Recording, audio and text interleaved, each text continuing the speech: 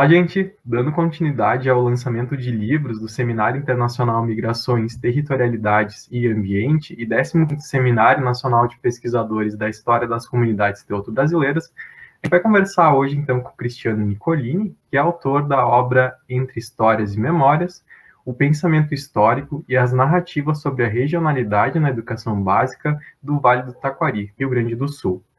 O Cristiano é doutor em História pela Universidade Federal de Santa Maria, na linha de pesquisa Cultura, Migrações e Trabalho, com período de doutorado sanduíche na Universidade do Porto, Portugal.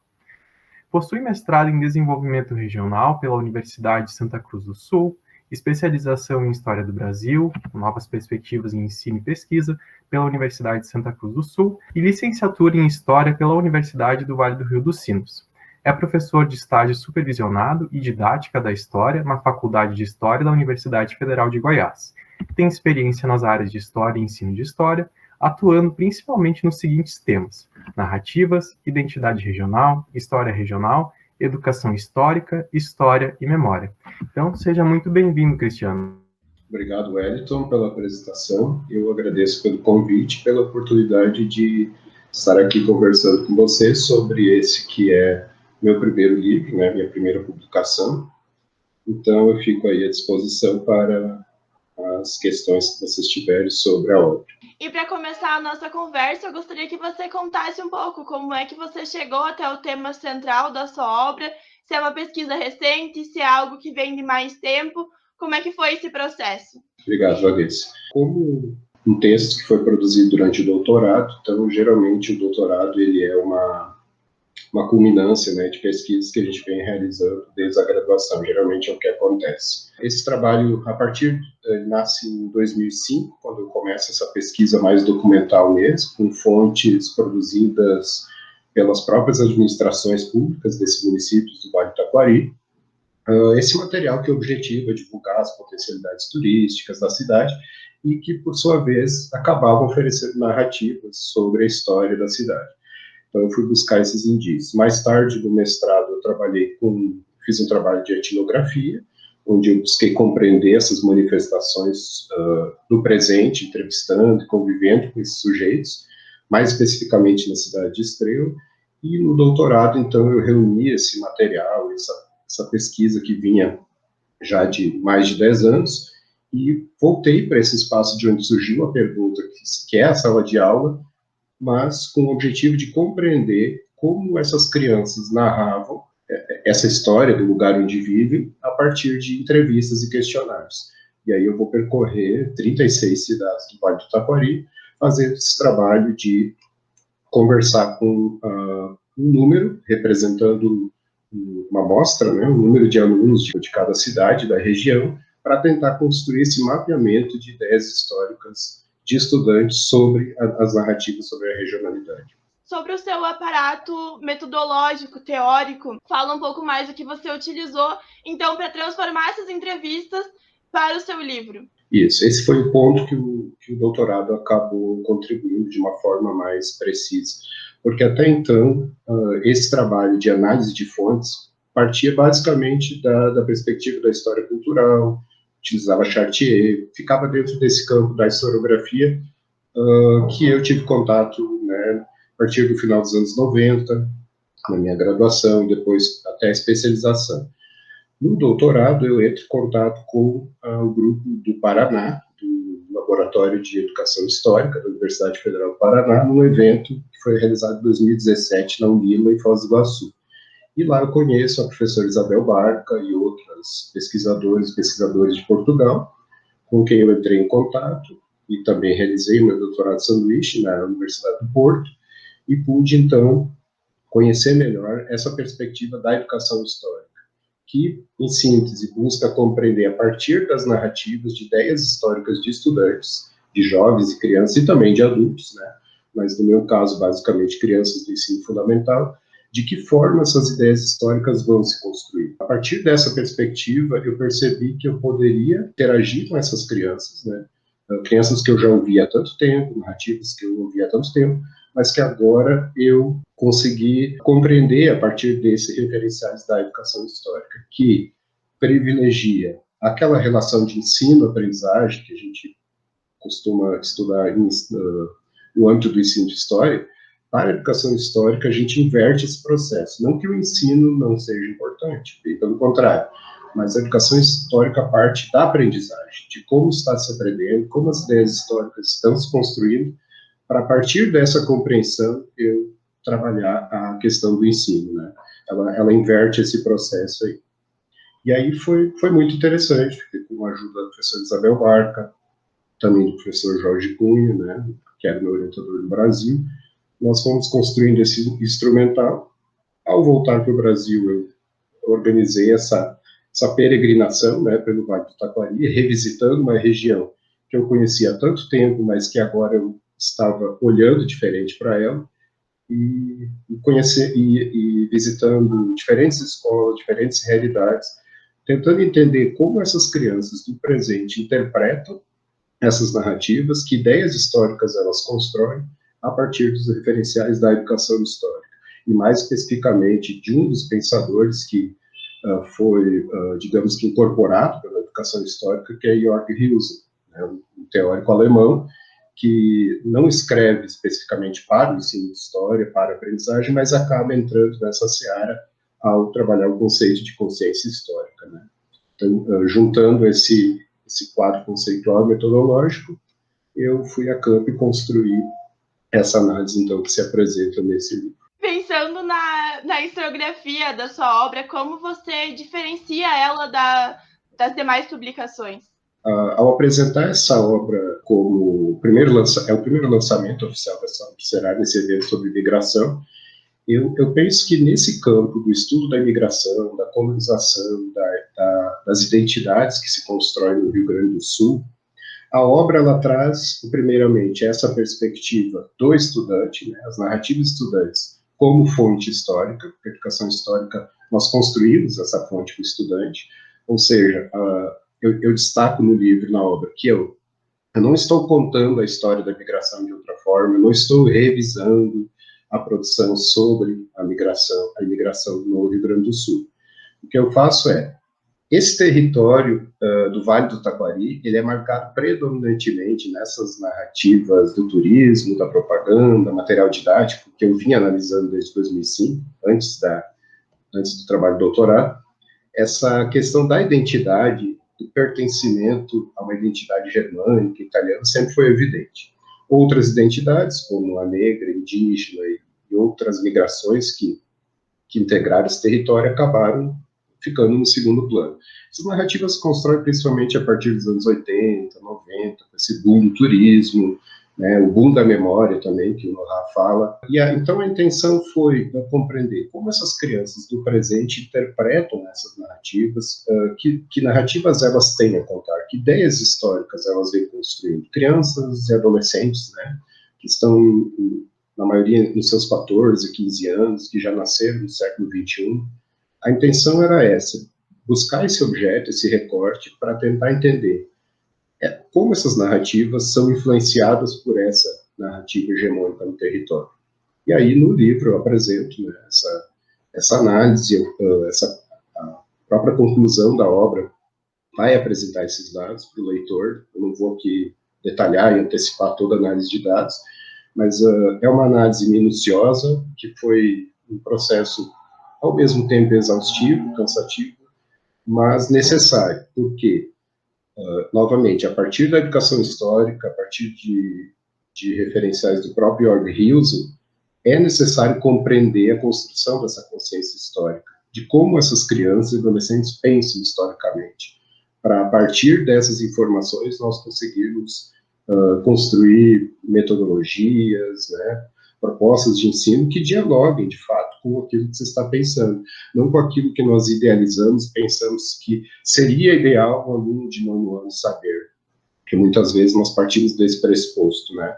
Então, fazer esse mapeamento, esse conhecimento, esse diagnóstico que já vem sendo feito há muito tempo, muitas pessoas fazem, mas a educação histórica, ela sistematiza esse trabalho, e ela prioriza e coloca como passo fundamental para a aprendizagem. Então é isso, né? Eu aproveito esse território, essa vivência, essa experiência de vida, a minha própria história do Vale do Taquari, para conseguir pensar essa proposta da educação histórica. E agora, por curiosidade, quais foram as suas principais dificuldades nesse trabalho de campo, por conta de ser um trabalho que vai perpassando por vários anos, e também quais as surpresas positivas que você teve ao longo desse trabalho? Bom, a dificuldade para realizar foi, como muitos estudantes de doutorado no Brasil, principalmente recentemente, né, mesmo sendo uma universidade federal, nós mantemos nossos vínculos empregatícios, pois não temos as bolsas de estudo são cada vez mais escassas, né?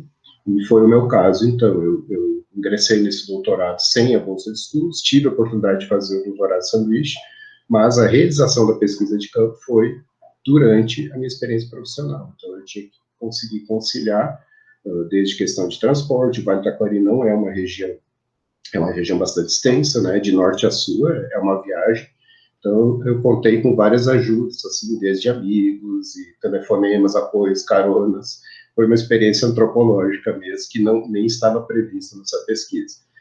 Então, mas o saldo positivo é esse, que ao visitar esses lugares, essas diferentes realidades, eu pude compreender que, de forma mais clara, como essas narrativas do território, essas narrativas oficiais, produzidas por órgãos públicos, privados ou comunitários, que é uma hipótese que eu vinha construindo desde 2005, como isso fica evidente quando você visita e conhece diferentes realidades. E isso falta tanto para pesquisadores quanto para agentes públicos, que é ir no chão da escola, né? Você visitar aquelas escolas que ficam nos lugares mais longínquos.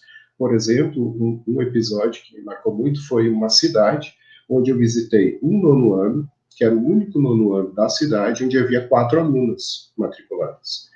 Ou seja, eu entrevistei todas as alunas de nono ano, alunas só, né, 4 alunos, com as quais eu tive muita dificuldade de dialogar, porque elas não se comunicavam, então foi, né, um processo bastante difícil para conseguir construir o instrumental, até escolas de cidades onde eu tive que visitar 2 escolas para dar conta do número maior de alunos, porque a rede é constituída por milhares de estudantes, né? Então, você vai percebendo essa diversidade étnica, cultural, as múltiplas identidades que estão dentro dessas escolas e que não se resumem naquela única narrativa, né, que o território apresenta. Então, mais do que nunca, essa pesquisa me mostra, eu tento registrar isso depois na própria produção e na versão do livro, que o livro é uma versão adaptada da pesquisa, né? Um dos meus objetivos ao produzir a pesquisa foi: eu preciso devolver esse material para as escolas que eu visitei, né, de alguma forma. Então, o próximo passo agora é voltar a esse lugar e oferecer um exemplar para cada escola que contribuiu para essa pesquisa, para eles perceberem e se enxergarem, até porque esses alunos ainda estarão lá. Dar essa devolutiva e contribuir para essa compreensão dessa identidade, não unicamente nessa perspectiva oficial, mas a perspectiva dos diferentes sujeitos, meninos, meninas, gêneros, etnias, religiões, e que vão se mesclando dentro dessa sala de aula. Então, no final do livro, eu proponho uma construção de 4 categorias principais, que vão aparecer principalmente no capítulo final, na conclusão. São 4 categorias, não para engessar a pesquisa, mas para ajudar didaticamente na compreensão. Uma categoria mais presentista, onde essas narrativas dos alunos não fazem relações com questões do passado, né, com essa história do território, são questões mais ligadas a angústias do presente mesmo, né, caracteriza a comunidade, o modo de vida, mas não fazem menção a esse passado. Uma outra categoria que seria mais etnocentrada, que é a narrativa predominante, já dou aqui um spoiler da obra, né, a que predomina essa narrativa que reproduz a narrativa associada à germanidade, italianidade, né, mesmo que os alunos não sejam dessa etnia, mesmo que não se identifiquem, eles acabam reproduzindo, ou seja, a minha cidade é construída por imigrantes alemães que vieram da Holanda. É uma narrativa muito reproduzida, que não necessariamente identifica os narradores com aquela história. Temos depois um outro grupo que eu denominei como uma narrativa multicultural. Seria aquele grupo que identifica a diversidade, ele vai mostrar que o seu território não é unicamente associado à etnia, mas que essas identidades vivem cada um no seu canto, né? Ele não enxerga interação e nem conflito entre essas identidades. É como se fosse um lindo mosaico cultural, como muitas vezes se apresenta o Brasil, né? E menor quantidade, significativamente menor, o que eu chamaria de intercultural. Aqui não no sentido de ser a melhor narrativa ou o aluno que mais sabe, porque na educação histórica não se trabalha com essa ideia do certo e errado, se trabalha com os tipos de narrativa. E vamos tentar compreender por que esses tipos se constroem e como podemos problematizá-los, né? Então seria o intercultural, aí seria um grupo muito reduzido de alunos que vão narrar conflitos, racismo, preconceito, eles identificam diferentes identidades e, inclusive, anunciam a sua narrativa que há uma hierarquia. Mas voltando, veja bem, os sujeitos entrevistados são alunos de 9º ano, concluintes de ensino fundamental. Então, na perspectiva da educação histórica, a grande contribuição que eu identifiquei na educação histórica, e que foi para mim um diferencial do que eu vinha pensando até então sobre o ensino de história, até o doutorado, foi que a contribuição de Piaget para compreender o pensamento infantil, juvenil, as diferentes fases do desenvolvimento cognitivo é fundamental. Mas na perspectiva, a educação histórica ela vem não para negar Piaget, nem para desconstruir o que ele diz, mas para dizer que não é só isso. Para compreender o pensamento histórico é preciso mais que isso. Nós precisamos pensar a partir da historiografia, do campo de conhecimento que a história tem suas especificidades, né? Nós sabemos disso, e isso precisa ser considerado no momento que eu trabalho com estudantes, seja de educação infantil, dos anos iniciais e finais. Eu não estou na sala de aula formando pequenos historiadores, hipótese alguma, mas eu estou trabalhando com uma forma específica de pensamento histórico. Então, para mim, isso foi fundamental, ter conhecido esse trabalho da professora Isabel Barca, dos pensadores da educação histórica, que às vezes não é muito bem interpretado aqui no cenário brasileiro, né? Existe toda uma discussão, claro que existem limitações, como qualquer teoria, mas para mim isso foi fundamental e foi o toque que faltava, então, para essa pesquisa. Então, eu fiquei muito feliz com o resultado, com esse trabalho de campo, com essa experiência de pesquisa, pensando a teoria da história, o conhecimento histórico, mas dentro desse espaço tão rico que é a escola, e, no meu caso, especificamente a região do Vale do Taquari, né?